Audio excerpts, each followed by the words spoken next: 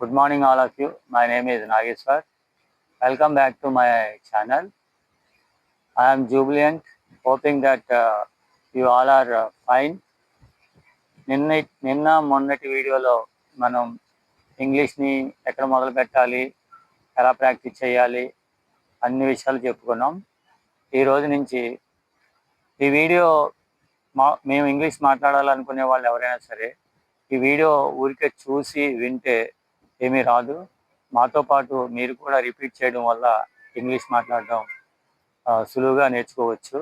కాబట్టి మనం ఊరికే వినడం వల్ల, చదవడం వల్ల, రాయడం వల్ల కొంత అయితే రిజల్ట్ వస్తుంది, కానీ మాట్లాడడానికైతే కనుక ఇప్పుడు మేము చేసే ప్రాక్టీస్ 100% సూటబుల్. మీరు నిజంగా ఇంగ్లీష్ మాట్లాడాలనుకుంటే కనుక ప్రాక్టీస్ మాతో పాటు మీరు కూడా ప్రాక్టీస్ చేస్తే ఎంతో ఈజీగా, సులువుగా ఇంగ్లీష్ నేర్చుకోవచ్చు. అది కూడా ఊరికే వినడం వల్ల, నేను మళ్ళీ చెప్తున్నా, వినడం వల్ల, చూడడం వల్ల మాట్లాడటం రాదు. మాతో పాటు మీరు కూడా ప్రాక్టీస్ చేయండి. మేము ఇంగ్లీష్లో అడిగి, తెలుగులో అడిగి ఇంగ్లీష్లో చెప్తూ ఉంటాం. మేము తెలుగులో అడిగినప్పుడు 1-2 సార్లు చెప్తూ ఉంటాం. రెండోసారి మీరు ఇంగ్లీష్లో చెప్తే ఆటోమేటిక్గా కొన్ని రోజులకి ఇంగ్లీష్ మాట్లాడడం అనేది మీకు సులువుగా వస్తుంది. కాబట్టి ఇప్పుడు ఈ వీడియో చూస్తూ మాతో పాటు ప్రాక్టీస్ చేయండి. ఈ ప్రాక్టీస్ వల్లే చాలామంది బిగినర్స్ ప్రాబ్లం ఇదే. వాళ్ళు ఇంగ్లీష్ మాట్లాడేటప్పుడు వాక్యాలను కానీ, సెంటెన్సెస్ని కానీ వాళ్ళు బయటికి వ్యక్తం చేయలేరు. అవి బయటికి రావు తొందరగా. దాన్ని ఓవర్కమ్ చేయడానికి మనం ప్రధానంగా చేయవలసిన ప్రాక్టీస్ అయితే 100% ఇదే. దీన్ని ఫాలో అయితే ఖచ్చితంగా మీరు ఇంగ్లీష్ మాట్లాడడం ఈజీగా నేర్చుకోగలుగుతారు. So let's get started. వెళ్ళవద్దు, డోంట్ గో. వెళ్ళొద్దు అనేదాన్ని ఇంగ్లీష్లో డోంట్ గో. మీరు కూడా మాతో పాటు చెప్పండి. వెళ్ళొద్దు, డోంట్ గో. వెళ్ళొద్దు, డోంట్ గో. ఇక్కడ మనం కొన్ని విషయాలు ప్రాక్టీస్ చేద్దాం. ఇక్కడ విషయాలు ఏంటంటే, చాలామందికి హీకి, హిమ్కి, షీకి, హెర్కి, దేకి, దమ్కి, వీకి, హజ్కి, ఐకి, మీకి డిఫరెన్స్ తెలియదు. అంటే చాలామందికి తెలియకపోవచ్చు. కానీ మన స్పోకెన్లో ఎక్కువగా మనకి వాక్యాలు వీటి మీద వస్తాయి.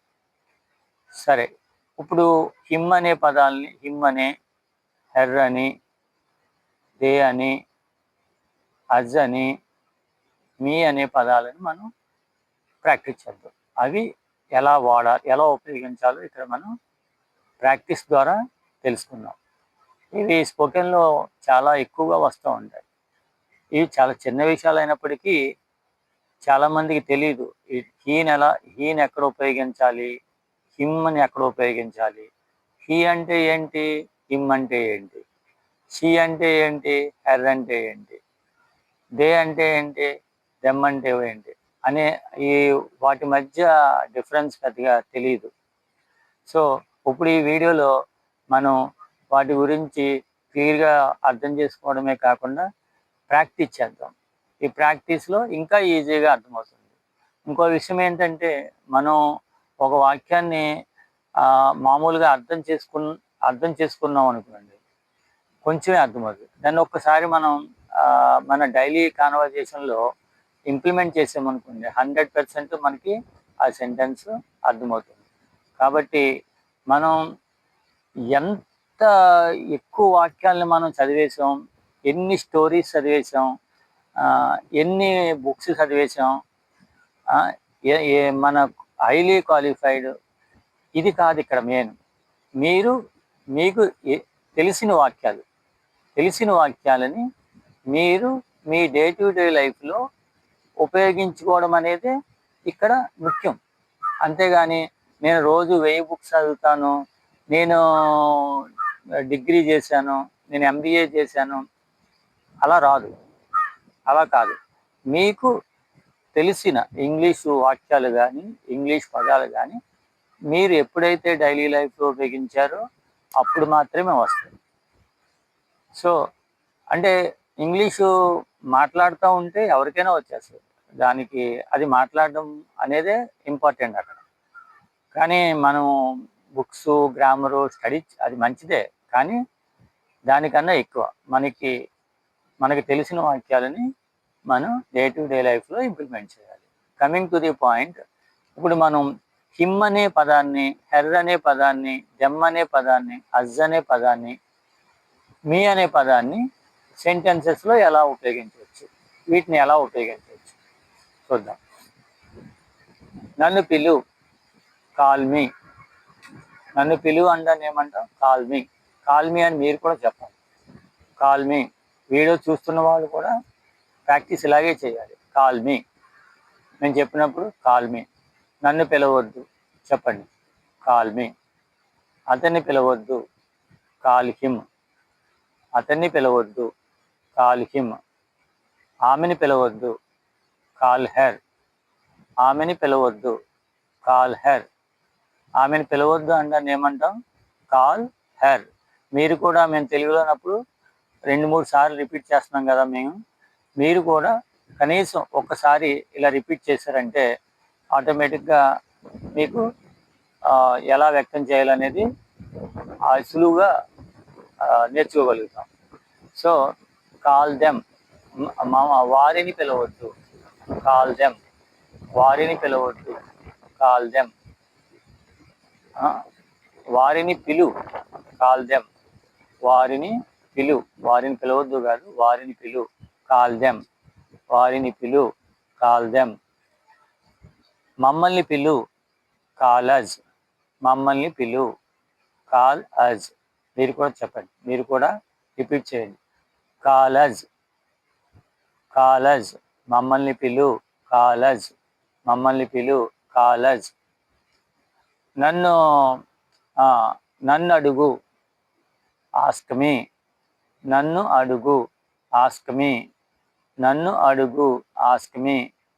అతన్ని అడుగు, ఆస్క్ హిమ్. అతన్ని అడుగు, ఆస్క్ హిమ్. అతన్ని అడుగు, ఆస్క్ హిమ్. ఆమెని అడుగు, ఆస్క్ హెర్. ఆమెని అడుగు, ఆస్క్ హెర్. ఆమెని అడుగు, ఆస్క్ హెర్. వారిని అడుగు, ఆస్క్ దెమ్. వారిని అడుగు, ఆస్క్ దెమ్. వారిని అడుగు, ఆస్క్ దెమ్. మమ్మల్ని అడుగు, ఆస్క్ అజ్.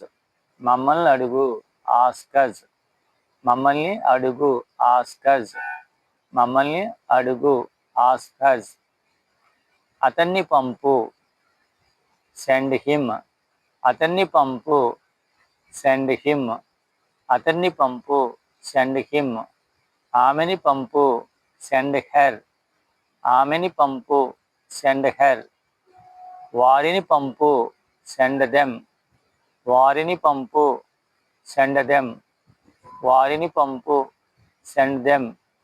మమ్మల్ని పంపు, సెండ్ అజ్. మమ్మల్ని పంపు, సెండ్ అజ్. మమ్మల్ని పంపు, సెండ్ అజ్. నాకు సాయం చేయి, హెల్ప్ మీ. నాకు సాయం చేయి, హెల్ప్ మీ.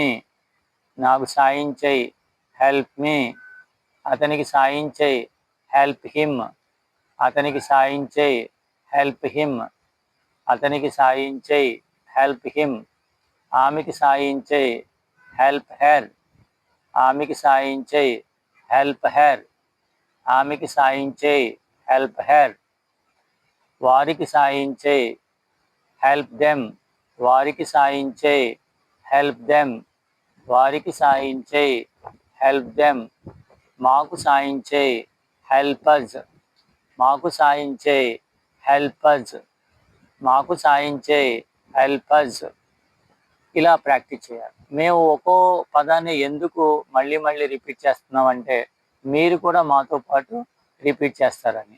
ఇప్పుడు హీకి హిమ్ని, him, me, they, us, them వీటిని ఎలా ఉపయోగించాలో అర్థమైంది. తెలుగులో మీకి అర్థం నన్ను అని, హిమ్కి అర్థం అతన్నని, హెర్కి అర్థం ఆమెనని, అజ్కి అర్థం మనల్ని అని, దెమ్మకి అర్థం వారిని అని వస్తుంది. ఇప్పుడు అర్థమైందా ఈ వీటిని సెంటెన్సెస్లో ఎలా ఉపయోగించాలో? నా వీడియోస్ అన్నీ ఈ విధంగానే ఉంటాయి, రాబోయే వీడియోస్ అన్నీ. మీరు రోజు ఈ వీడియోస్ని ఫాలో అవడం ద్వారా ఇంగ్లీష్ని చక్కగా సులువుగా నేర్చుకోగలుగుతారు. Thank you.